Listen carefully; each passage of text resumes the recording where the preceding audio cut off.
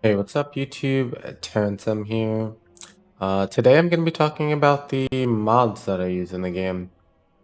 All of the mods that I use are either quality of life mods that just help show more information that's already available to you and that you could track using pen and paper, as well as some mods help me with my streaming. Bring up a list of all the mods that I use right here. So there's two mods here that are just required to have mods running in general, base mod and STS lib. And then there is Slay the Relics exporter and Spirebot, which probably won't be too useful for most of you unless you are streaming Slay the Spire. Spirebot does really cool things like allows a chat command to tell how much damage I've taken in each floor of an act, or what the boss relic choices were, and different cool things like that. And Slay the Relics exporter allows you guys to mouse over the relics while I'm streaming. Mouse over relics, potions, some enemies for debuffs and stuff like that. Really cool mods. But other than that, it's all quality of life stuff. Really helpful. Let's get into a game real quick so that I can show some of them off. Not gonna go too into it to show all of them off. But let's bring this up. Just start a quick.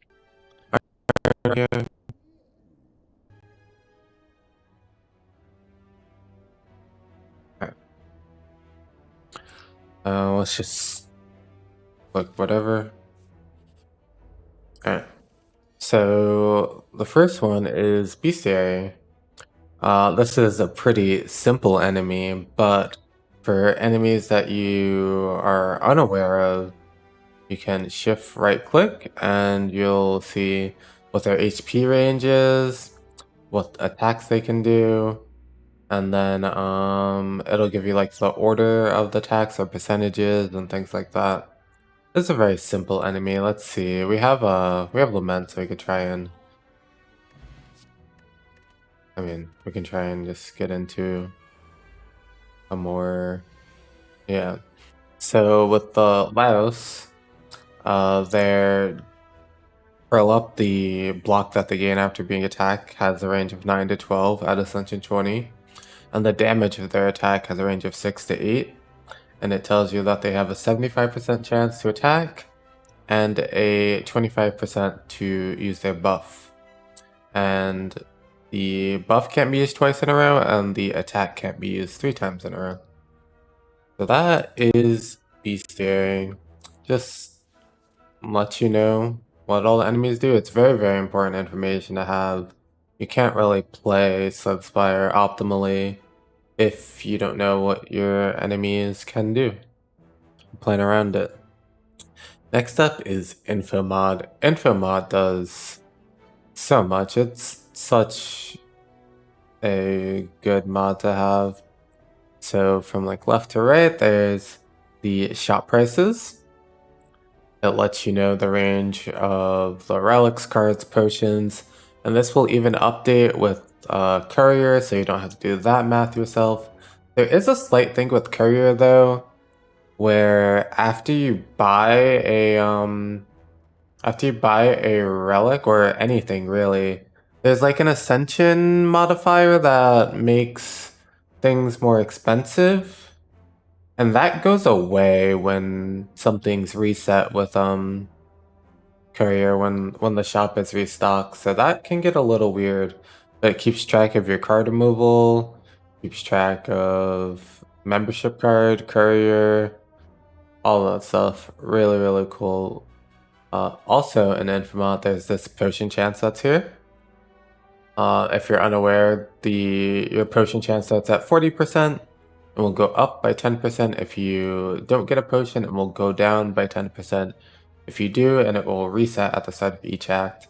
So we didn't receive a potion, so now our potion is up to 50%. And it'll even tell you the chances of getting a potion in X amount of fights. There's also the question mark rooms. It helps to tell you what's going on with those. It'll show you which ones are remaining, which ones you can get. These two are grayed out because you can't get them till starting on floor 7. Show you the shrines remaining, although I don't believe it's always a full list of the shrines. I might be wrong, but I don't know. It shows you all the events. We'll highlight the ones the act you're in, as well as the question mark room odds. Fights start at 10%, shop starts at 3, treasure starts at 2.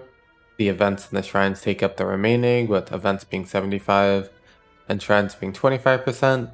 Fights will go up by fight, shop, and treasure will go up by its respective number if you don't roll it in a question mark room, but will go back down and reset to its original number once you do roll it. So we can finish this fight and go into a quick question mark room, and we got a fight. So fight remains at 10, but the shop and treasure go to 4.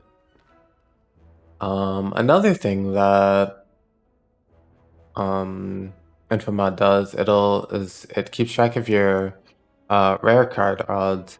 And this is the one thing that I would say that is not a reasonable thing to keep track of yourself. Of course, you can just pen and paper keep track of how many commons you've seen. How this works is, with every single common you see, the chances of you getting a rare card goes up by about 1%.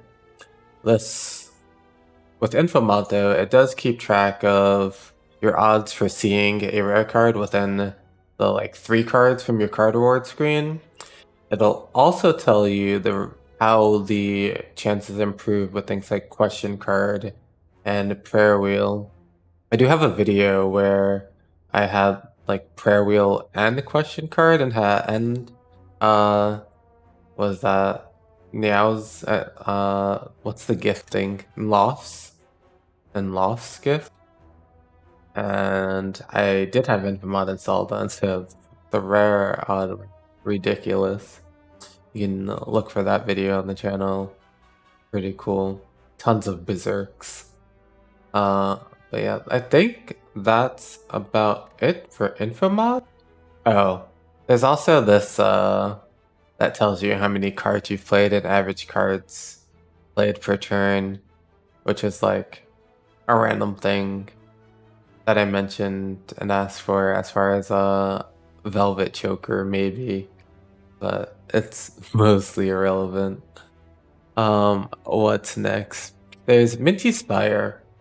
Minty Spire is not a super easy one to just quickly show off, but it is such an amazing mod. If you ever lose track of your pen nib, ever lose track of stone calendar, it'll flash a giant stone calendar in the middle of your screen. Your cards will flash and have a little pen nib thing or something above them when pen nib's about to trigger. There will be a ×2 above all your cards when you have an Echoform stack lined up. So many of these things that are really, really easy to miss if you're multitasking, say you're doing something else at the computer while playing. Or for me, while I'm streaming and trying to pay attention to the chat and answer questions and stuff like that, your focus can go away for a second, and the game doesn't do a good job at indicating when these things are coming up. There's no visual indicator that you have an Echoform proc still. You just have to know how many cards you've played already this turn. And then there's things like Kite, the silent energy relic, where you gain energy when you discard a card. There's no indicator whether you've discarded a card or not this turn. And when there are relics that do give you a little indicator, it's such a tiny minor thing that's really, really easy to miss. So yeah, really, really love Minty Spire. Very, very useful. Highly recommend. What's next? There's Relic stats. So you can mouse over, and we've healed 7 HP with our Burning Blood, and it'll tell you like different like block, heal, whatever things. I've had like multiple runs where it's like 3k tough bandages block and things like that. It's just really fun to see how much work your relics are putting in. What's like shopping list? Let's see if we can quickly find a shop. I probably should have planned for this. Goodbye bash.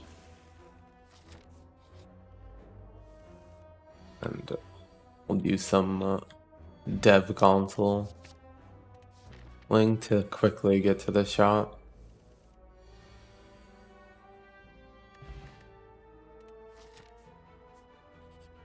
Alright, shopping list. Well, we don't have much money because we haven't really been clicking on the card award things, but you can alt click some cards and it'll add them to this little shopping list here. I usually move it over because I have the chat. I have like a chat for myself here, but I'm not streaming right now, so I don't have that up. Like leave it right here. But yeah, you can just have it where you don't really have to do the mental math yourself. Add things to it. It'll show you how much gold it costs you, and it will show you how much gold you have remaining. And it does update for things like membership card as well. It's just useful to not really have to do the mental math for yourself. The next mod that I use is the permanent Meow Mod. I die, I'd say, in Act 1 pre-boss. Like, for this recent defect sample, it has been 6 of 64, so a little under 10%.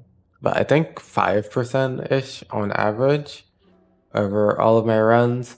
And most of the time, when you're like playing for 1% and you're like at that like top level already, you're not really trying to like climb the ascension and like roll the perfect like boss swap or just resetting.